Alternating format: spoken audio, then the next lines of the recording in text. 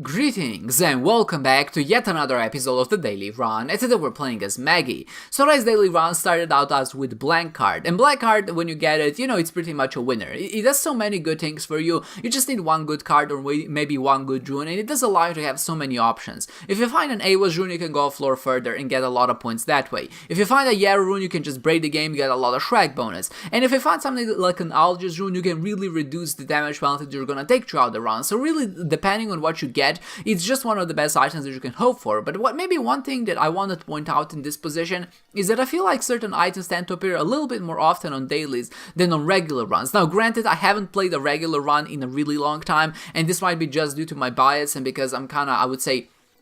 looking for this item so I can actually break the game and get a lot more points that way. So I fully accept that this is just confirmation bias, but it does feel like certain items tend to appear a little bit more often, and it feels like maybe they come in clumps and not maybe in the sense that they're uniformly distributed. I think that someone did an analysis and the items actually are uniformly distributed for a long period of time, but if we're just gonna look at locally, I feel like certain items, like for example Blank Card, tend to show up like a lot in 3 or maybe 4 dailies in a row, then they show up for maybe a few dailies, and then when it comes back it shows up again for a few dailies in a row. And I don't know if that's, like I said, just confirmation bias or maybe if there's actually something on that, and I do wonder maybe what other people think. I know a lot of people have the same feelings as I do, and I think this is the most apparent with certain things, like for example when you're opening sacks and you tend to find certain cards that come up similarly, and I'm not sure again if that is an inherent nature of how Isaac works and how randomness in Isaac works, or maybe that's just us projecting our, I would say, expectations and our brain trying to find a pattern in somewhere where it doesn't exist. Randomness is just one of those nasty things which you really can never be sure if it's working properly,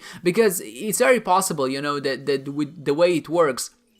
we get a lot of blank cards in a row, or maybe it just seems that way because a blank card plays a pivotal role in a run, and for that reason we maybe tend to expose it, and just because it's one of the best items you can hope for, I feel like you're gonna be more bound to remember it whenever you do find it. But if there's something like, I would say, a skinny odd mushroom, which is an item we found in this run, but I don't think it really does show up that often. I feel like I only picked it twice in like the last month, and that might be true, might not be, but I'm not really remembering that item as being substantial, and for that reason I think it doesn't show up that often. But then again, I don't know the stats, I never really checked it, but to check actually what my thoughts on certain items are and maybe how frequently they appear, and then actually analyzing the games, I think that could be an interesting experiment. So for example, if I said, oh, I feel like this item shows up a lot in my runs and maybe this one doesn't, and then to actually see the stats, I wonder what the discrepancy would be, or if maybe my thoughts are actually right on the subject. But obviously we can't really test that unless someone will go back and kind of count through all the runs that I've had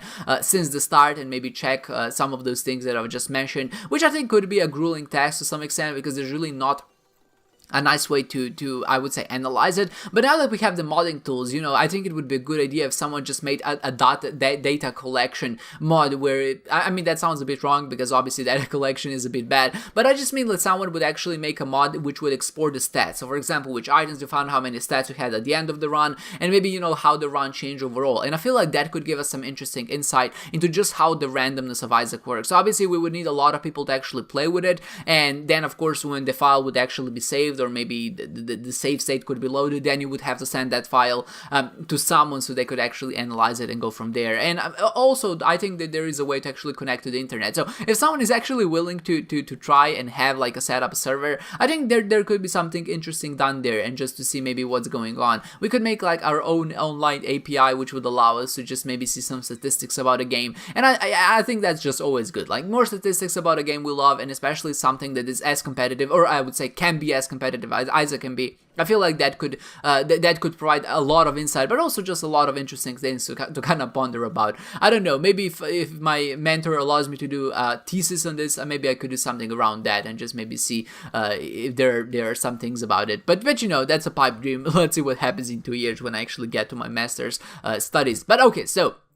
talking about Isaac, I mean, imagine that, having master studies on Isaac, that would be kind of crazy. But then again, maybe not that crazy. So I don't know really why I'm bringing this into right now. I'm just figured it could be a good idea if I actually went there. But okay, so we didn't go there. We got the Skinny Odd Mushroom, like I said now, and Skinny Odd Mushroom, you know, it's one of those items which I feel like doesn't show up that often, but obviously it also, I don't think, gets the recognition it deserves. It just increases your DPS, overall DPS, very substantially, and especially if your tier delay is really high and your, I would say, damage is not that much, at least in relative to your tier delay, because it's always gonna put you at the soft cap. And I think it's good with items like, for example, Eve's Mascara. Like, if you can find these two items together, it's gonna be extremely good. Not only are you gonna have basically the full benefit of just having so much damage, but you're also gonna get the benefit of reducing the tier delay that Eve's Mascara introduced in the first place, and that's really gonna allow you to be very strong. So as the run kind of continued here, of course, I was hoping that maybe I would find a particular rune, but what I really relied most onto was Sackboy, or at least Sackhead, and in this case I had the Judgment card, and what I did, I basically just put them on the ground, and because I had car battery, every time I use it,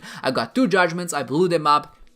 And of course, when you do that enough times, eventually you're gonna get all of the cards, because you get more sacks, you get more battery charges, you can kind of keep repeating that, and eventually got a Yara rune. And what I was hoping I would achieve here is eventually that I would find something like an Aegis rune, which would allow me to go forward. And I did spend like 15 minutes on it just trying to get it, but sadly I didn't really, I didn't manage to find it, so I just kind of gave up at that point. I definitely broke the game, at least the first part. I just got a bunch of coins, not coins, a bunch of keys,